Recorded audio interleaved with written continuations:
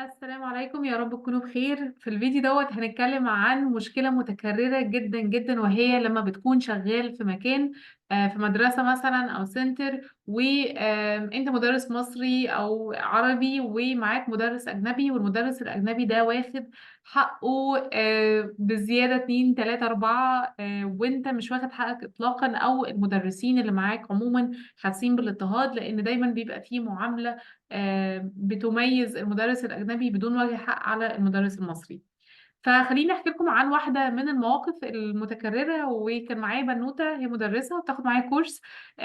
فهي كانت واخدة الكورس أصلا عشان خاطر هي شايفة إن أنا عندي مشكلة في التدريس أو في الليسون بلان أو إزاي أعمل ديمو، وهحتاج إن أنا أنتقل من المدرسة اللي أنا فيها دي عشان هما مكفريني إلى مدرسة أفضل. فلما نيجي نتكلم كده في المشكلة اللي بتواجهها، هي ممكن تكون محتاجة انها تعمل خطة درس كويسة وتعمل ديمو كويس وكل حاجة، ولكن دايما في كده اللي هو ايه الأهم من الشغل، تظبيط الشغل. دايما الناس بتركز على المهارات التكنيكال، او ازاي نعمل خطة درس، ازاي نعمل ديمو، ازاي احسن من الانجليزي بتاعي. وطبعا دي كلها حاجات أساسية جدا جدا، احنا ما ينفعش نشتغل من غيرها. ولكن هناك بعض المشاكل التانية، زي مثلا ان انا مش عارفة اتعامل مع الناس اللي بتتعامل معايا وحش جوه الشغل. فازاي كده اللي هو اللي يعاملك وحش ازاي تعامله كويس، زي في الفيلم. لكن احنا المرة دي بقى هنتكلم في بعض المواقف اللي هي حصلت معاها، ودي هتكون متكررة مع ناس كتير جدا، وازاي نتعامل معاها. واحدة مثلا من المشكلات اللي هي بتواجهها ان هي معاها مدرسة أجنبية ملبشة الناس كلها في المدرسة، وعشان خاطر هي أجنبية بالرغم ان هي مش متخصصة ولا أي حاجة، والله أعلم هي كده شغالة ايه في بلدهم، ولكن هي جاية هنا واخدة وضعها لمجرد ان هي طبعا عارفين ان هي ايه، أجنبية، والمواصفات والمعايير والمقاييس الأجنبية قصاد الناس العملاء اللي بتيجي تدفع فلوس، لأنها مش أولياء الأمور المهتمين بإن عيالهم يتعلموا كويس، ولكن احنا هنا هنتكلم من ناحية العملاء اللي جايين يدفعوا فلوس، فهم هيبقوا موظفين كده اكتر. فبالتالي واحدة من المواقف اللي بتحصل معاها، وهي ان دايما بترمي شغلها عليها. يعني ايه؟ يعني لو جينا كده نقسم المواقف اللي ممكن تكون بتحصل مع البنوتة، هي أول مشكلة بتحصل معاها إن البنت بتروح تحضر، المدرسة المصرية بتروح تحضر وتتعب وتعمل ليسون بلانس وتعمل اكتيفيتيز، وتيجي التانية تاخد كل حاجة على الجاهز وتقول لها ايه اعملي انتي اي حاجة تانية، وانا مش هعمل نفس الحاجة اللي انتي بتعمليها. طب يا ست الكل، انا قعدت حضرت الحاجات دي كلها، لا انا ماليش دعوة، انا هنا اللي مش عارف ايه. فبالتالي تعمل ايه بقى انت في الحالة دي لو انت في نفس الموقف؟ كالعادة، واحنا بنتكلم في فيديوهات المشاكل بتاعة الحصة المستمرة، عايزاكم تكونوا بتوقفوا الفيديو بعد كل مشكلة وتفكروا كده انتوا لو في نفس الموقف هتعملوا ايه، مش عشان خاطر تشيلوا وتحطوا في نفسكم وتقعدوا تقولوا ايوه انا مش هشتغل ومش هعمل، لا بالعكس.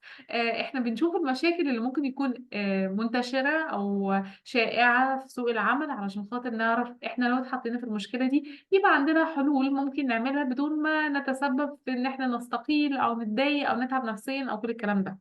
فاحنا كده اول مشكلة معانا هنكون بنفكر فيها، تقدر توقف الفيديو طبعا وتفكر في الحلول، وبعد كده تشوف الحل اللي انا بقترحه. طبعا ممكن يبقى عندك حلول احسن فاكتبها لنا في الكومنتس، او لو هي حتى برضه مش احسن قول لنا انت هتعمل ايه. فاول مشكله زي ما اتفقنا، هي الست بتيجي تاخد الحاجه على الجاهز، فهي بتسرق الشغل بتاعها او بتبرشك على الشغل بتاعها وبتاخده منها. انت تعمل ايه دلوقتي؟ لو انت في الموقف ما تروحش تدي الحاجه من قبلها بفتره.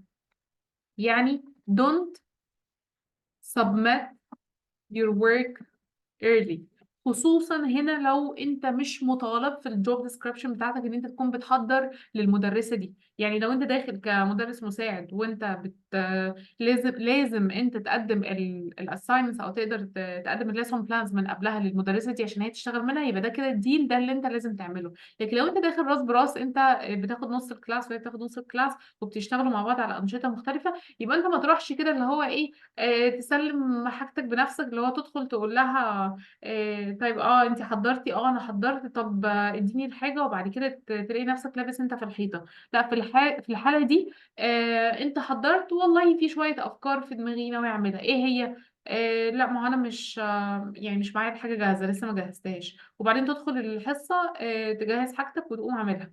فبالتالي ما تسيبش مساحة اللي هو قبلها بساعتين ثلاثة تاخد الحاجة منك. لا، انت بتفكر في ايه او ايه الافكار اللي انت هتعملها؟ والله يعني في كذا حاجة في بالي، لسه بشوف. وتوهي الكلام وما تدخلش مع الشخص او مع المدرسة او المدرس الاجنبي في نقاشات. وطبعا الكلام ده مش بس على المدرس الاجنبي عشان خاطر ما نبقاش احنا بنعنصر على حد يعني، ولكن اي حد هيكون بيسرق شغلك بدون مبرر. وهنا في فرق ما بين ان انت بتشارك طواعية شغلك وبتساعد الناس اللي في المكان على قد ما تقدر، تتطوع وتساعدهم ان هم يكبروا وانت تكبر معاهم. انا بتكلم بقى على الناس الانتهازيه اللي ممكن يكونوا اصلا بياخدوا شغلك وبعدين يلبسوك انت في الحيطه، الناس المؤذيه، التوكسيك ريليشن شيبس زي ما بتتقال على السوشيال ميديا. فدي الحاجه اللي احنا بنتعامل فيها. ففي فرق ما بين ان انت انسان متربي ومتدين ومحترم وكل حاجه، وان انت يعني سوري كل اللي رايح واللي جاي يعني يلطش لك وانت ما بتعملش حاجه تدافع بيها عن نفسك. ما فيش حاجه في الدين تقول كده اطلاقا. انت لازم تكون قوي الشخصيه عشان خاطر المؤمن القوي خير من المؤمن الضعيف. انت لازم تكون مخلي بالك من نفسك وتقدر تحمي نفسك من هذا العالم المليء بالاوغاد. فهنا كده انت مش هتكذب، انت هتقول والله انا في مجموعه افكار انا حضرتها في دماغي وبفكر ان انا اعملها، هشوف لسه لما ادخل الحصه.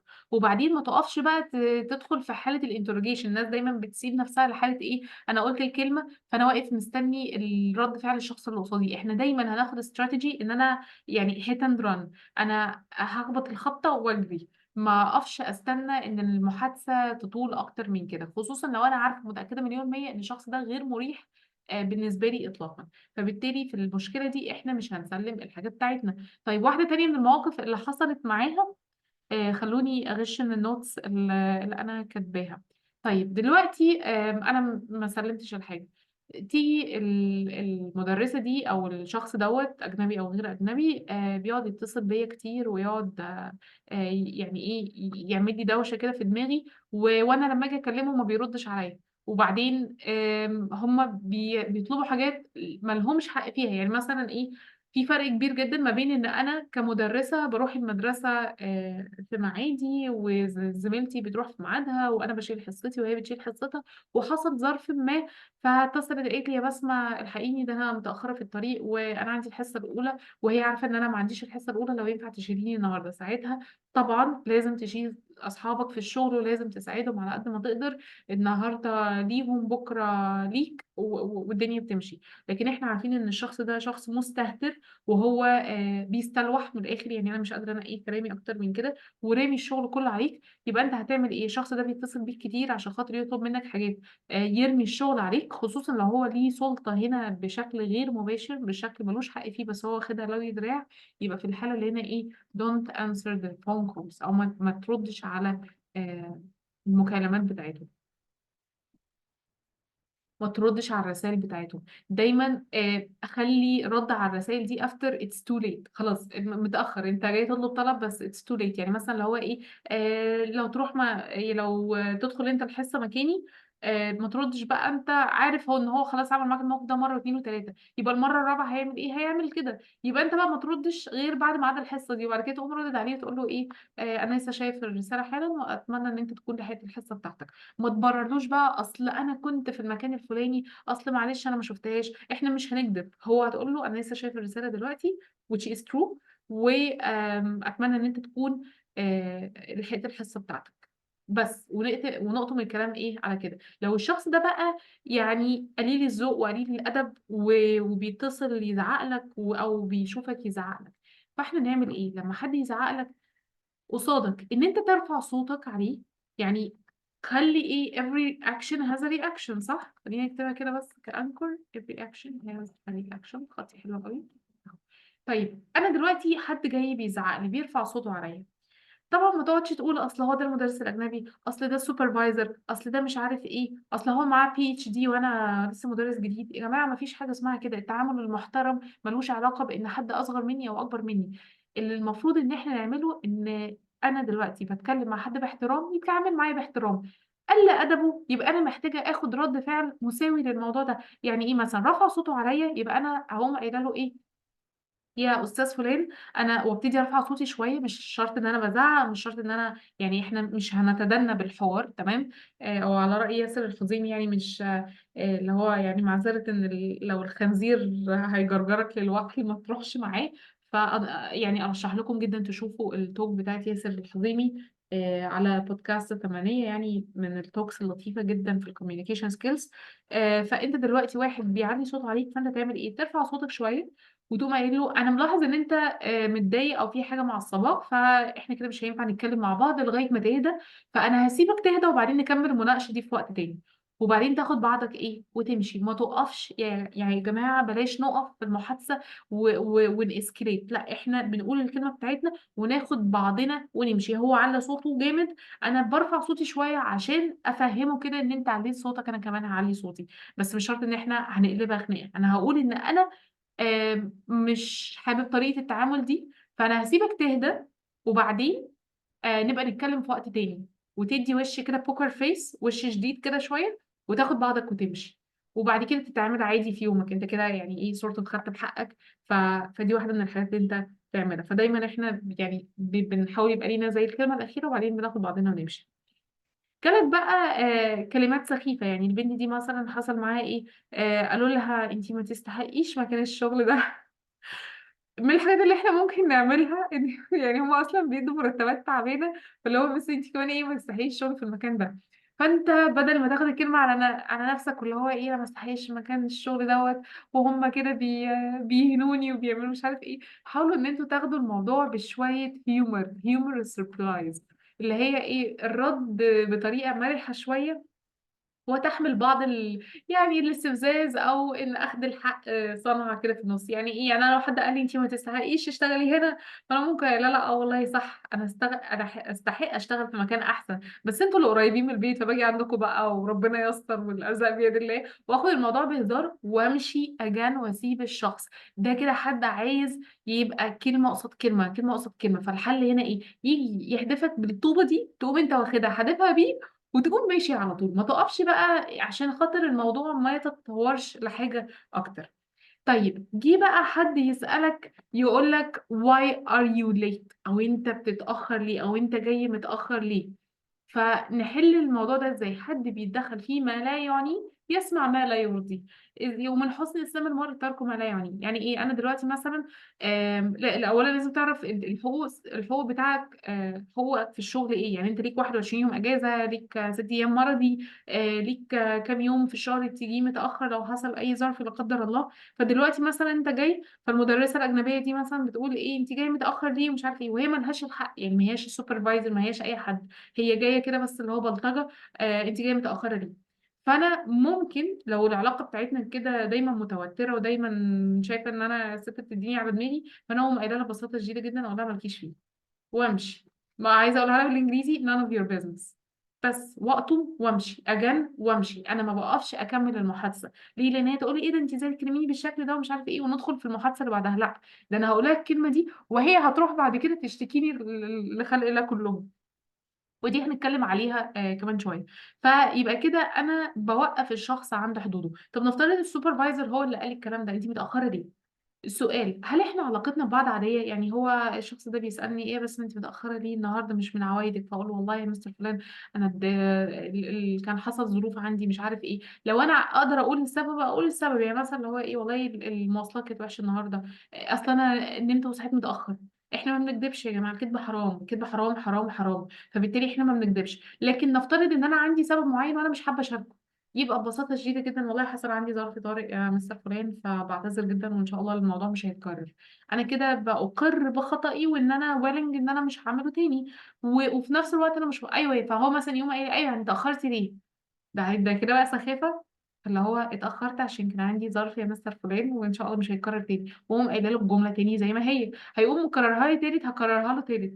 كررها لي رابع، هكررها للمرة الرابعة لغاية ما يبتدي يفهم إن أنا مش ويلنج إن أنا أقول والله يا مستر فلان زي ما وضحت لك قبل كده أنا عندي ظرف شخصي وأنا مش حابة. لو وصلنا بقى للموضوع أصعب من كده، أقوم قايلة له والله ده ظرف شخصي وأنا مش حابة أقول الظرف ده ايه. يا عم كان عندي اللي عندك اللي هو خلاص انا مش مضطر ان انا اقول. ف... ومش شرط يكون ان هو ظرف محرج ولا حاجه، انا مش عايزه، انا والله صحيت متاخره ومش عايزه اقول للناس ان انا صحيت متاخره عشان ما ياخدوش عني امبريشن وحش. بس طبعا احنا الكلام ده بنقوله في حالة الديسكليمر بتاعتي ايه، في حالة ان احنا العلاقة مع الشخص ده هي سيئة ولابسين في الحيطة واحد فينا هيقتل التاني.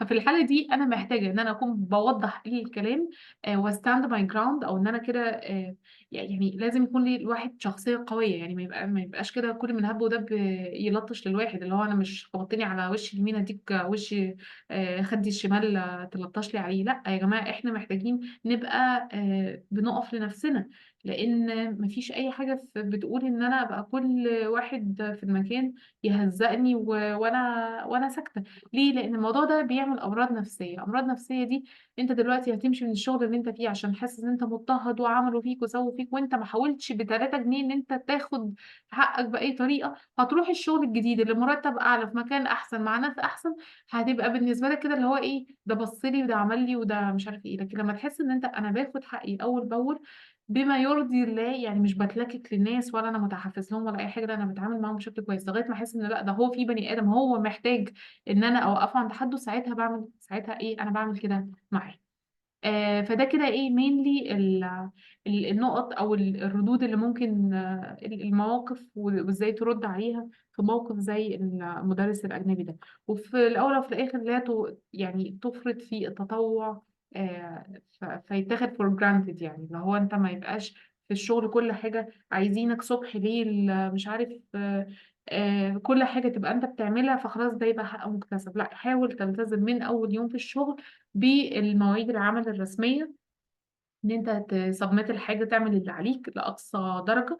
قدرت تساعد حد تساعده، ولكن مش اللي هو كل واحد مش بيقوم بشغله يجي يرميه عليك وانت تقبل، لان انت بعد شوية هيحصل لك بيرن اوت او هتحترق من هذا الجهد، فمش هتقدر تكمل. والتدريس من المجالات الشاقة جدا اللي محتاجة ان الواحد يبقى عنده سعة صدر ان هو يكمل فيها. فمش منطقي ان انا بعد ما اروح من الشغل وانا قرفان وتعاملت مع ناس كتير، طلبة وأولياء أمور والمدير والمواصلات والناس دي كلها، أروح ألاقي واحدة تتصل بيا في التليفون بترمي عليا تاسكات بتاعتها وأنا مطالبة إن أنا أعملها، وإلا هي أصل أنا خايفة إنها تزعق لي. لا تزعق لي إيه يا جماعة؟ يعني إحنا ما نعرفش نزعق إحنا كمان؟ لا، اللي يجي يكلمك حتى ويجي يزعق لك ببساطة شديدة جدا تقوم قايله مهما كان هو مين، تقول والله أنت لو يعني بتعلي صوتك، اتمنى ان انت تكون بتعلي صوتك عشان هي نبرة صوتك عالية، لكن لو انت بتعلي صوتك عشان تزعق لي فانا كمان يا مستر فلان اقدر ازعق واقدر اعلي صوتي. واكيد انت ما تحبش ان مستوى المحادثة ما بيننا يوصل للدرجة دي، لان انت لو عليت صوتك انا هعلي صوتي. فلو ازاي تعلي صوتك؟ انت حتة عيل صغير لسه جاي امبارح مش عارف ايه. والله يا مستر فلان انت يعني عايزني اتعامل معاك بمنتهى الاحترام والتقدير من عينيا، ولكن انت كمان لازم تتعامل معايا بمنتهى الاحترام والتقدير عشان خاطر نقدر بعضينا كده ونتعامل مع بعض كويس. والا كده عايز ان المحادثه تاخد منحى اخر وطريقه تانية في المعامله، فانا ما عنديش اي مشكله اطلاقا اني اعلي صوتي وان انا اتكلم بنفس الطريقه. يبقى احنا كده بنبقى مش دخلنا على طول في الوحل معاهم، لا احنا كده اديناهم زي انذار واثنين وثلاثه، ان انا كمان هعلي صوتي وانا كمان هتكلم بشكل وحش وهيبقى شكلك مش لطيف يا مستر فلان، وانا هكون بتكلم معاك كده وانت حد كبير في السن وانا عايزه احترمك يعني. لكن هيجي يقول لك انا بزعق لك عشان انا زي ابوك، اقول له لا حضرتك مش زي ابويا، انا ابويا في البيت بيحترمني وانا بحترمه، لكن حضرتك هتيجي تعلي صوتك، احنا هنا زملاء عمل، فلو سمحت تتكلم معايا كويس عشان انا كمان اتكلم معاك كويس.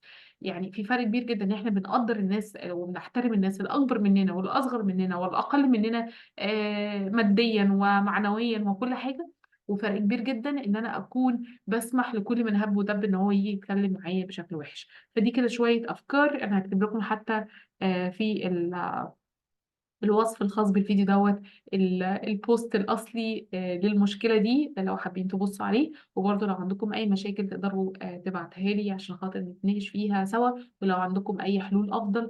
وخليكم فاكرين إن إحنا مش بنشتغل بس على المهارات التكنيكال، دي حاجة أساسية جدا، ولكن الشغل دايما فيه مشاكل، محدش يتسرع ويستقيل بسبب شخص.